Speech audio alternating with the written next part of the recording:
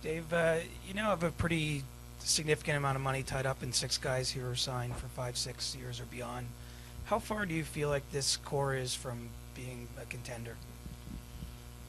Well, there's a couple things you need is players to play around the core. I mean, you see some of the best players in the league. If you put them on a team by themselves, they're going to have a hard time winning. But we think we're adding pieces that will help us win.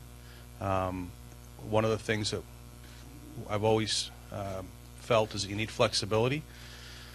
So you want to make sure that there's options in terms of changing that core if need be.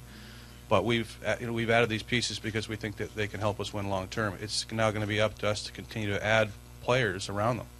And we feel we have some pieces coming, but we're not where we need to be yet. We still need to add some pieces around players like Dion and Phil and Loops.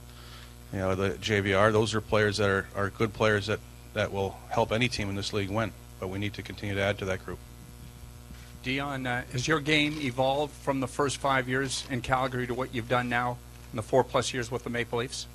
Yeah, I feel that my game has grown with experience and playing in the league. You grow as a player, and I've learned a lot of things over my time since I started, and I feel that I'm a better player today than I definitely was when I started, and my time in Calgary, that's for sure.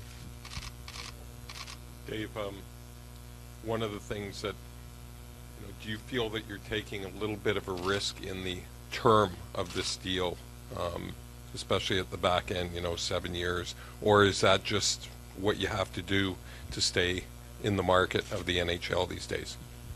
Well, there's two ways to look at that. First of all, Dion was going to get 7 years regardless. If we weren't going to pay him, he's going to get it.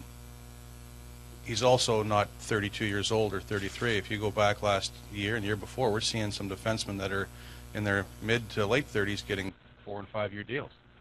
And so from our standpoint, it wasn't that Dion can't play longer. He was eligible for an 8th year. I mean, we could have signed him to an 8th year. I think he'll play beyond the term of this contract. He's not in his 30s. He's in his 20s. His game is rounding out. It's getting better. I don't think there's any reason why he can't play the 7 years and then look for another contract.